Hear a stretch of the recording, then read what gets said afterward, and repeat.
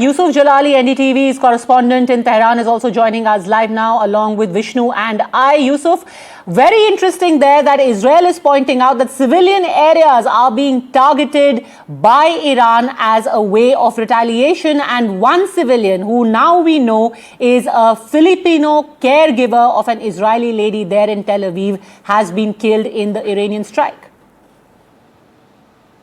Well, one is yet to comment on that, but of course, the Iranian military officials have consistently been saying that they're not going to target civilian areas or civilian infrastructure. And in the past round of conflict between Iran and Israel back in June last year, the Iranians focused on like trade centers, so to speak, and military installations in Israel, like the Nevatim air base, the largest Israeli air base, was targeted back then by Iranian supersonic or hypersonic, so to speak, missiles. But this time around, they're being tight-lipped about the locations targeted by their missiles. And as I said earlier, this time there is an unprecedented development going on, meaning Iranians are now turning to their regional friends and neighboring countries, the Arab states in the Persian Gulf area. And some of them are even Iran's friends and allies like Qatar and Oman, which has been mediating the talks between Iran and the US. So these countries have also come under an attack by Iranian missiles and drones. So all in all, the equation and the dynamic right now is very much different compared to the June conflict between Iran and Israel. Yusuf, can I just ask you any further clarity on the buildings which have been targeted in Tehran? The one that the video we kept playing over and over again, as I understand it, is part of a paramilitary setup called the Basij, and it's that which the Israelis are showcasing today. This video, could you tell us what it is? Well, I did search about it, and it turned out to be Sarallah Headquarters, which is a command of the IRGC, located in downtown Tehran. This is a very famous building. From the aerial view, I couldn't really see or understand the building. The shape of the building from the aerial view is very much different.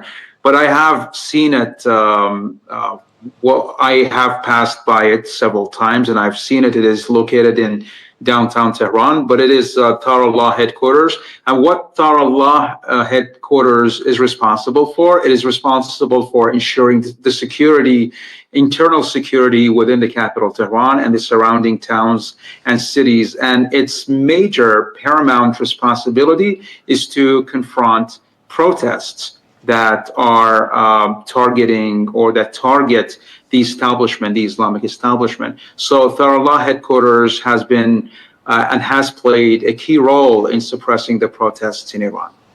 Yusuf, also... So this is key, absolutely. This is the Sarallah Headquarters, and this is the force which comes under the Revolutionary Guard, Padmaja, which has been one of the most repressive forces in Iran in putting down the protesters.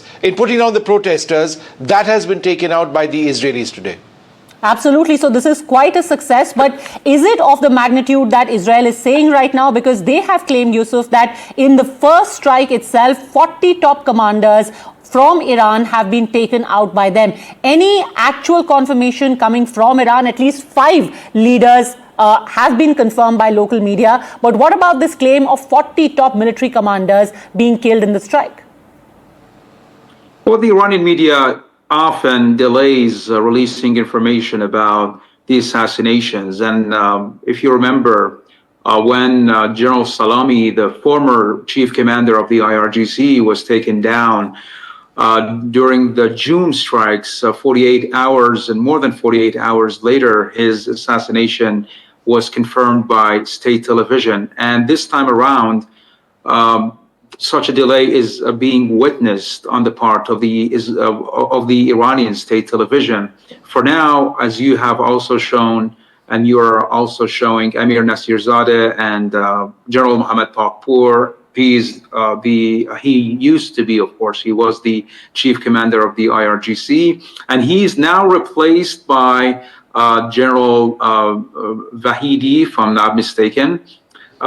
He is, of course, he used to serve as the Interior Minister of Iran, and he's now serving as the new chief commander of the IRGC. But of course, all in all, Iranian media are hosting Ali Larijani, the chief of Iran's National Security Council, and other high-ranking Iranian officials, and all appear to be saying the same thing, that the Iranian power structure is very much resilient in the face of such shocks or assassinations, and the killing of one person would not lead to the collapse of a military or a political institution.